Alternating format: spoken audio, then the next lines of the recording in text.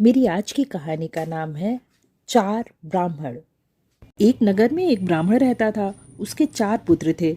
तीनों बड़े ब्राह्मण पुत्रों द्वारा शास्त्रों का ज्ञान प्राप्त किया गया था, परंतु उनमें बुद्धि की कमी थी।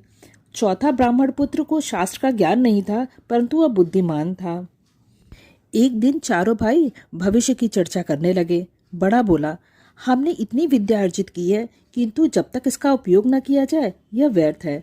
सुना है हमारे राज्य के राजा विद्वानों का बड़ा सम्मान करते हैं। क्यों न हम राज दरबार जाकर उन्हें अपने ज्ञान से प्रभावित करें। पुरस्कार स्वरूप वह अवश्य हमें अपार धन संपदा प्रदान करेंगे। सभी भाइयों को ये उचित प्रतीत हुआ और अगले ही दिन वे राजा से मिलने चल पड़े। उन्होंने आधा रास्ता ही पार किया था कि बड़ा भाई को सोचते हुए बोला, हम में से तीन के पास विद्या है। हम राजा के पास जाकर उनसे धन अर्जित करने के पात्र हैं, किंतु सबसे छोटा बुद्धिमान तो है, पर उसके पास विद्या नहीं है। मात्र बुद्धि के बल पे राजा से धन का अर्जन करना संभव नहीं है। हम इसे अपने हिस्से में से कुछ भी नहीं देंगे। इसका घर लौट जाना ही उचित होगा। दूसरे भाई ने भी बड़े भाई का समर्थन किया, किंतु तीसरा भाई बोला, यह हमारा भाई है, हम सब साथ पले बड़े हैं, इसीलिए इसके साथ ऐसा व्यवहार अनुचित होगा। इसे अपने साथ चलने देना चाहिए। मैं अपना कुछ धन इसे दे दूंगा। अंत में सभी सहमत हो गए और फिर उन्होंने अपनी आगे की यात्रा प्रारंभ की। मार्ग में एक घना जंगल पड़ा। जंगल में गुजरते हुए उन्हें शेर की हड्डियों का ढेर दिखाई दिया। उसे देखकर बड़ा भाई बोला, भाइयों, आज विद्या का परीक्षण करने का समय आ गया है। देखो इस मृत शेर को। हमें अपनी अपनी विद्या का प्रयोग कर इसे जीवित करना चाहिए। सबसे बड़े भाई ने शेर की हड्डियों को इकट्ठा कर उसका ढांचा बना दिया।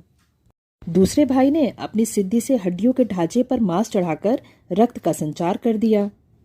तीसरा भाई अपनी विद्या से शेर में प्राणों का संचार करने आगे बढ़ा, तो चौथे भाई ने उसे रोक दिया और बोला, भैया कृपा कर ऐसा अनर्थ मत कर कीजिएगा। यदि यह शेर जीवित हुआ तो हम सबके प्राण हर लेगा। यह सुनकर तीसरा भाई क्रोधित हो गया।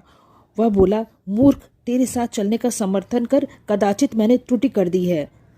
तुम चाहते हो कि मैं अपनी विद्या को नष्ट कर दूं, किंतु ऐसा कतई नहीं होगा। मैं इस शेर को अवश्य जीवित करूंगा।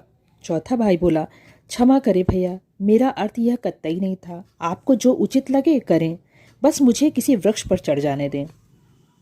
यह कहकर वह एक ऊंचे वृक्ष पर चढ़ गया। तीसरे भाई ने अपनी विद्या से शेर को जीवित कर दिया, परंतु जैसे ही शेर जीवित हुआ उसने तीनों भाइयों पर आक्रमण कर दिया और उन्हें मार डाला। चौथे भाई ने अपनी बुद्धि का प्रयोग किया था। वह वृक्ष पर बैठा यह सब देख रहा था। वह वृक्ष से तब तक नहीं उतरा जब तक शेर वहां से चला नहीं गया। सिंह के जाने के बाद वह वृक्ष से उतरा और गांव लौट गया।